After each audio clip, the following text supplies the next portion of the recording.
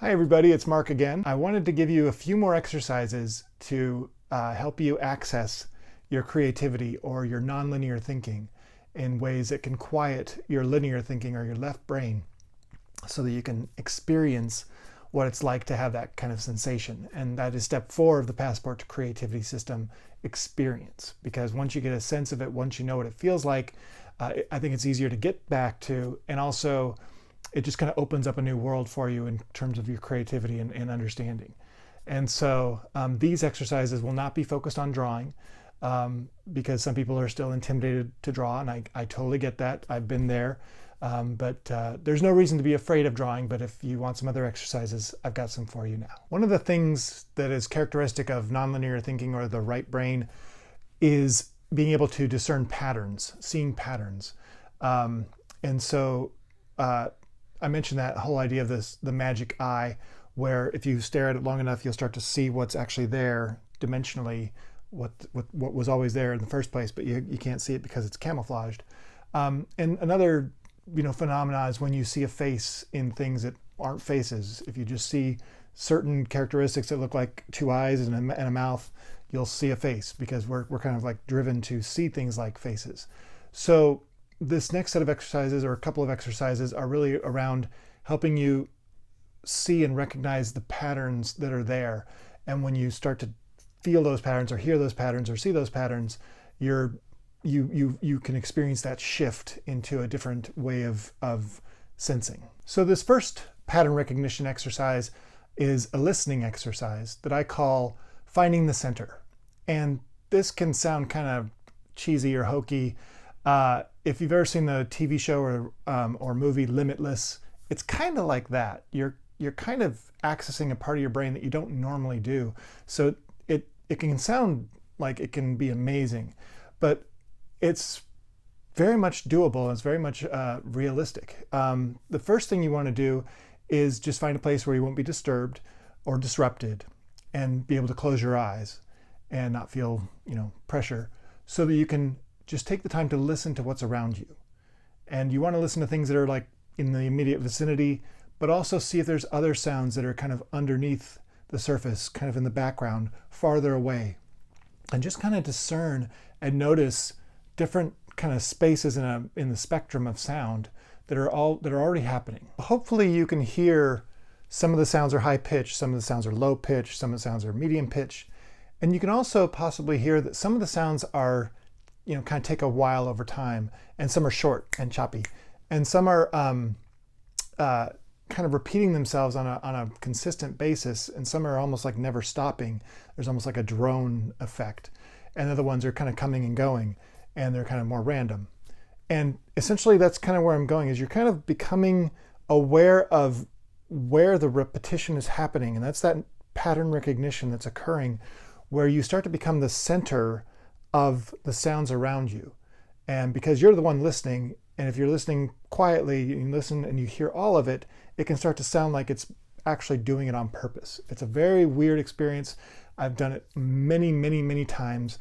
It could all be in the imagination, and that's okay, because that's what we're trying to access. It's very much just pattern recognition. It's like when you look in clouds at the sky, some people will see objects. They'll see Abraham Lincoln in the clouds. They'll see a bunny rabbit. They'll see all sorts of different shapes that aren't there necessarily. It's in their own mind. And that's okay, because that's the point. We can access this ability to be able to create things that aren't there. Same thing happens when people look at my abstract art. I've heard people say they see things I'd never seen, but once they show me, I can start to see it as well, because there's definitely lines and shapes that make things that look like something there. It was never an intention, it was pure chaos, but there's a pattern that's recognized. So you can see patterns in abstract art or clouds.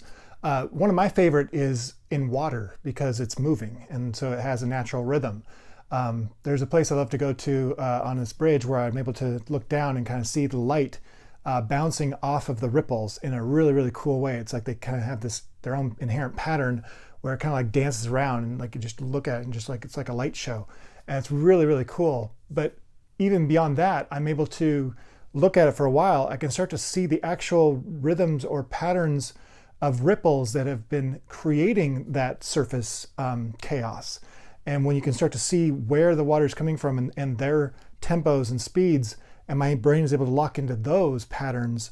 Again, I'm in that pattern recognition mode, and it's almost like time slows down because I can see those rhythms and those speeds, and it's an incredible sensation, and it definitely feels like the left brain quiets down for quite a while. The next exercise I want to talk about is really from another author named Timothy Gallwey. He wrote a whole concept called the inner game, and his biggest one was inner tennis, I think, or the inner game of tennis.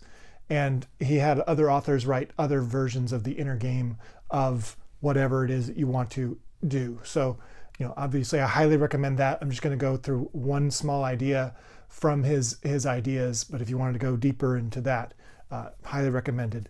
But one of the exercises I think is kind of cool because it gets you to that same space is an exercise he calls focusing on the seams. The idea of focus on the seams is very similar to almost every exercise I've given, which is to try to get the linear thinking left brain to check out. And so the idea here is that when you're doing a physical activity like tennis or football or baseball or basketball or soccer or even skiing or any kind of physical activity that you are trying to learn or trying to do that requires your body to be fluid and engaged and your awareness and your senses heightened, you really don't want to have some part of your brain telling you what to do, which can cause tension and cause you to make mistakes because you're thinking as opposed to just being. That whole idea of the athlete being in the zone. The trick is to give your mind something to pay attention to that is so complex that it really won't have any other opportunity to interfere with the fluidity and the spontaneity of your body and what it needs to do. So the idea of focus on the seams is for when there's a ball, there tends to be seams on the ball. And when you're able to focus just on those seams and see which way the ball is spinning, that gives your brain all the information you need to be able to respond accordingly, but you're not telling your brain what to do. You're not telling your brain how to, what muscles to move or anything like that. So it stays quiet. And the idea of focus on the seams doesn't always have to be about a ball. It's really just about what is the most important thing that you can focus on and stay aware of that will help you in your endeavor so that you can keep your left brain from telling you, kind of like dictating how you should move and how you should be, which usually causes tension and sabotages the original effort you're trying to achieve in the first place. That's the purpose of focus on the seams, is to be able to allow your body to be able to get into that zone and be as spontaneously as possible. You've heard baseball players, maybe you've heard the idea that some baseball players say, the ball looks like this much bigger when it's coming to them and that's why they're able to hit it. Or it feels like it's coming in slow motion. And that's again because they're processing so much focus on what they're looking at that's coming at them. They don't have time to even understand what time is or relative size. It's just what they're focused on, and so they're able to use all of their processing power for that. But the point I'm trying to make with this exercise is to be able to have that sensation. What does it feel like when your left brain quiets down? What's it feel like to be in the zone? Because I honestly believe that being in the zone is the same whether you're an athlete or a painter or a musician or whatever. The next exercise is more of a writing exercise or even a thinking exercise. This is mind mapping. I'm trying to think of the other terms, but basically this is something that's become very, very popular. And when I first learned about it, it was pretty new, but now it's pretty commonplace because it's a great way of accessing your right brain. And in fact, it almost diagrams how your right brain works. It's almost exactly nonlinear thinking analog. So basically, it's mind mapping where you take a piece of paper and you come up with an idea and you draw a circle and you write down the thought that you want to write about, and then you basically associate other thoughts with that thought. And I can't draw by looking at the paper through the camera very well, but the idea here is that you're coming up with different associative thoughts related to this central idea. My apologies for that drawing, trying to draw through a camera. I found one of my my old ones here, one of my mind maps I did for my video game blog, or my game blog called Gamer Geek Level 2, which is pretty geeky. But the idea here is that, I wanted to identify all the different aspects of the game blog. So I identified all the games from like the Apple II or the Atari 2600 or handheld games, or of course, all the newer video game systems, Xbox, etc., as well as card games, board games, etc. So it was just a way to cluster all of the different ideas associated to that one central idea. And so that's kind of a good representation of how the right brain or nonlinear thinking works. Like focus on the seams, mind mapping or clustering is valuable in and of itself. It's a great way of getting ideas out, getting your thoughts together and collecting. But like focus on the seams, I'm sharing this really so that you can have that sensation or that experience of the left brain kind of quieting down and the right brain kind of taking over and being the kind of in charge.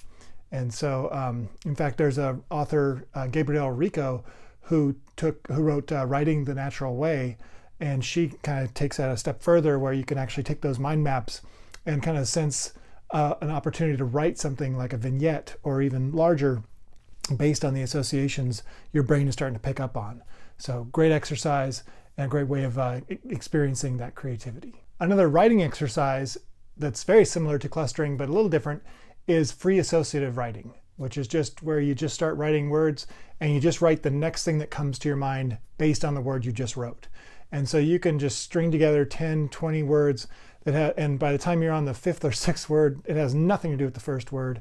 But basically you're just kind of generating some steam, and you just start to like let your brain kind of just take over, and you're no longer thinking, you're just kind of like snap decision from this to this to this to this.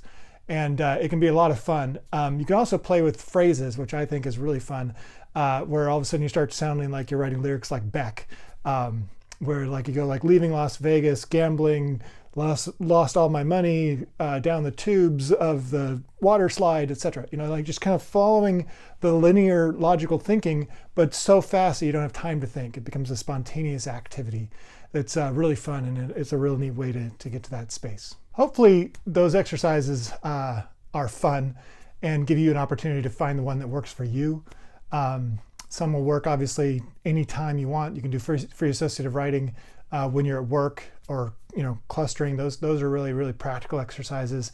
The drawing ones are a little bit more fun, a little bit more intense, and obviously the physical ones require some kind of activity. But hopefully there's a spectrum there that you can choose or try out different ones and see which ones give you that space or that experience of creativity.